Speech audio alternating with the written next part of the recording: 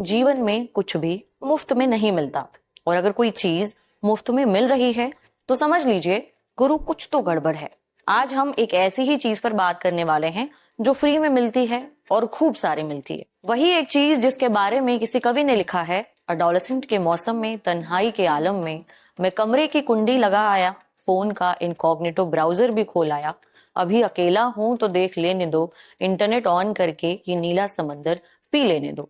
वो चीज जिसका रंग नीला बताया गया और जिसे देखने के लिए लोगों ने कई रातें काली की, जिसे कहा तो अडल्ट कंटेंट गया लेकिन कंज्यूम किया हर उम्र वालों ने।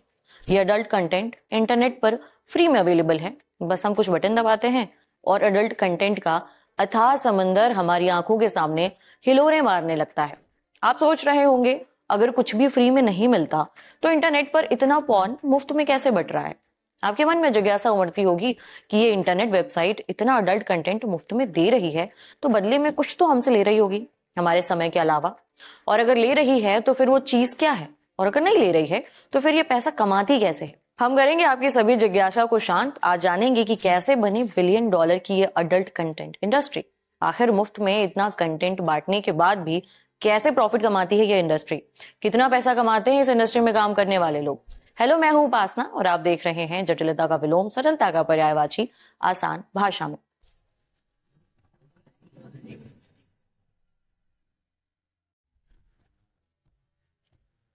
ये साल था 1953, जगह थी अमेरिका। यहाँ एक शख्स था, नाम ह्यूग हेफनर। उसने किसी तरह जुगाड़े $8,000 और फिर अपनी किचन के टेबल पर उसने तैयार की एक मैगजीन। इस मैगजीन के कवर पेज पर थी दोस्तों, ये तो बात बिल्कुल सच है, हकीकत है कि इस दुनिया में फ्री में तो खैर कुछ भी नहीं मिलता भाई। टेक एंड गिव का रूल है इस दुनिया में, और इस प्रोफेशन में होती तो बिल्कुल अंधी कमाई है, बिल्कुल। और हमारे देश में मतलब मुझे लगता है कि पाकिस्तान तो फिलहाल नंबर 1 था, अभी 1-2 साल पहले हमारा देश भी पीछे नहीं है इन चीज़ों को देखने के लिए। जो हमारे यूथ का डिस्ट्रैक्शन है, मतलब वो इस और ज़्यादा है। जैसे कि अब इंस्टाग्राम भी देख लो, वो भी अब मिनी पोर्न ही हो चुका है, और खुल्लम खुल्ला मतलब सरकार ने खैर पाबंदी लगाई है। भाई सरकार कितनी पाबंदी लगा ले, लेकिन वो कहते हैं ना कि देखो नोटबंदी की थी सरकार ने, लेकिन फिर भी क्या काला धन रुक रहा है? नहीं रुक रहा है। लोग जुगाड़ कर लेते हैं कहीं ना कहीं से VPN लगा के। तो ये चीज़ें तो रोकनी खैर सरकार के बस में है, ना किसी के बस में है। और कहीं ना कहीं मुझे लगता है कि ये चीज़ें जब देखी जाती है तो समाज में इस तरह के मतलब भयंकर केस होते हैं, जो लड़कियों को, औरतों को एक ऑब्जेक्ट की तरह देखते हैं, उनका यूज करते हैं, क्योंकि इन पोर्न वीडियो में ऐसे ही दिखाया जाता है लेडीज को, फीमेल को। मशहूर एक्ट्रेस मर्लिन मुनरो की तस्वीर, और मैगजीन के अंदर के पन्नों में था मर्लिन के न्यूड फोटोज का कलेक्शन।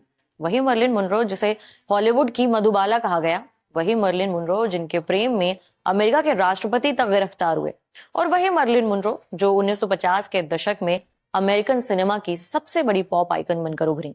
लेकिन यहाँ हम चर्चा कर रहे हैं उस मैगजीन की, मर्लिन मुनरो की बात कभी और करेंगे।